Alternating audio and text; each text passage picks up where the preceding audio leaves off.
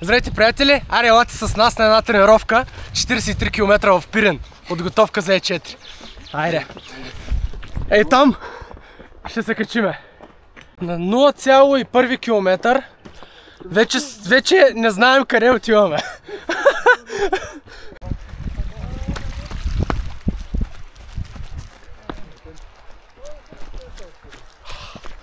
Днеска маршрутът е много як.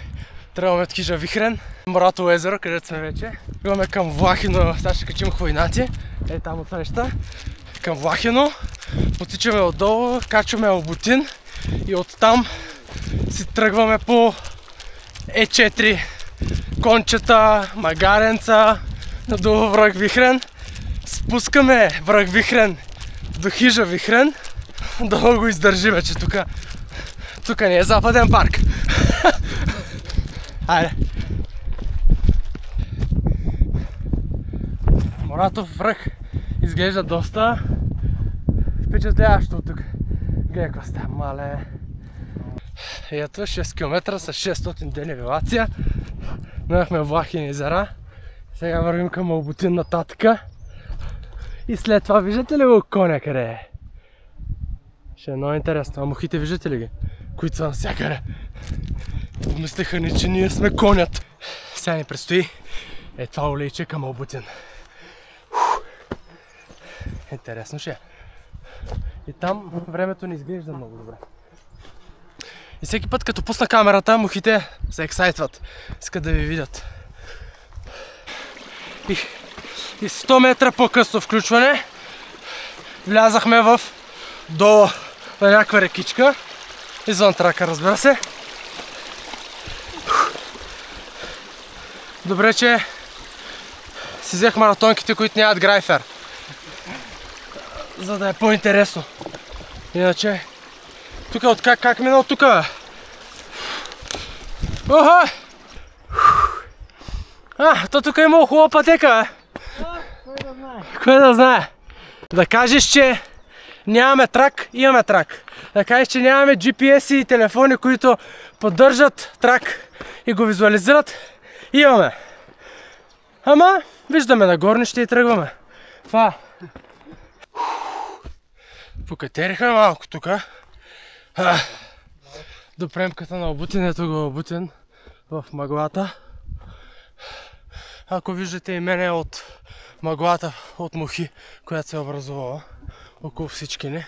Уверявам ви, не миришеме толкова, колкото изглежда, че миришеме. Красота. Красота.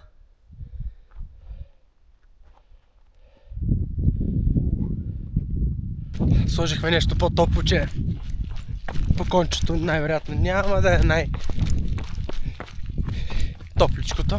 Вижте, Бански суходол. Това сте еднакво нещо.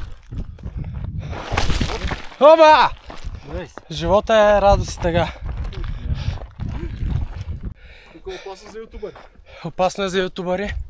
Особено ютубъри, които не са свикнали на така морска височина. 2700 хора.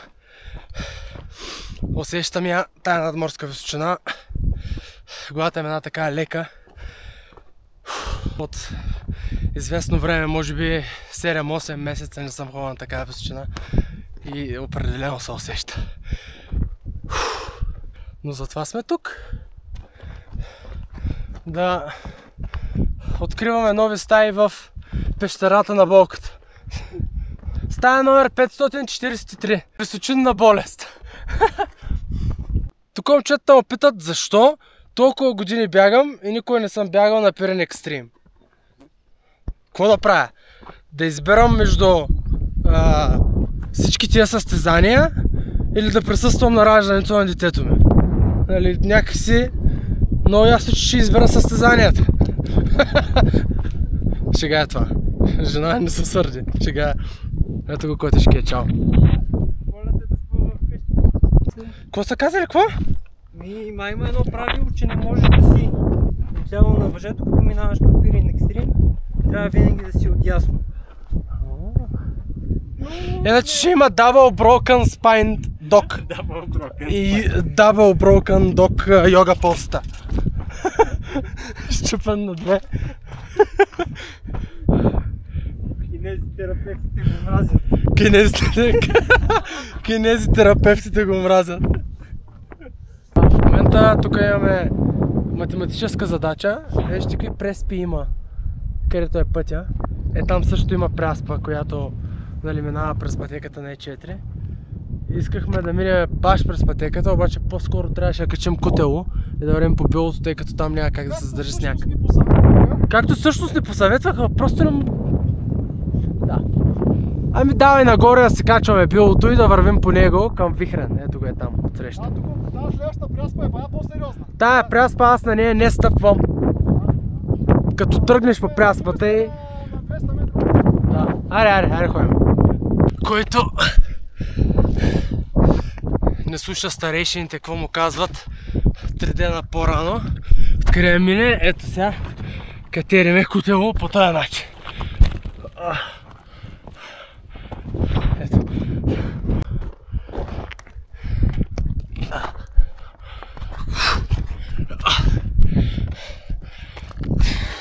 Аре, страха почва да взима превес! Паника! Кутело 1, Кутело 2. Гледаме Cloud Formations. Минават леко на север от нас. Гледаме видими светкавици. Черно на бяло си видях светкавицата как разсече небето. Живота си на лента! Първото ми куче! Трябва да качим Вихрен и след това ще вземем съдбоносното решение. Дали да си тръгнем или да си тръгнем. И ето, качваме Вихрен. Фенални метри.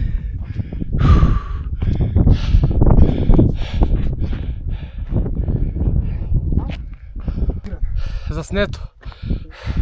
Даже снежен Вихрен. Черно на бяло. Да не го кажем зимен, айде. Снимай преспата. Дай да се овъргаляме в преспата. Айде. Ама това, което ми се прокрадва и така, якото колко Вихрен е добре.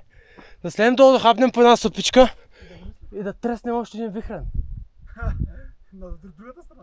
Не, от тая, да, от тая че спуснем сега. Ох, ще видим. Май няма ми се навият на къл. Хайде, пускаме. Към хижа Вихрен. Там долу.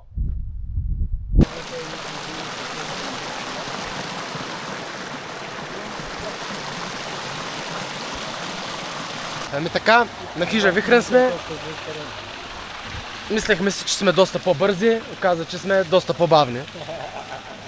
Трябваше... Айде не 2 пъти по-бързо да го направим, ама... Поне. 30% поне по-бързо. 30% по-бързо. Като цяло свършихме доста добра работа. Придобихме реална представа какво е положението. Да. Минахме по доста сериозна част от Т4 и под някаква форма да придобием реална представа за темпото, което най-вероятно ще е по-бавно по време на Е4. Така че беше готин ден, надявам се на вас да било интересно и очаквайте още. Чао! Още гледки.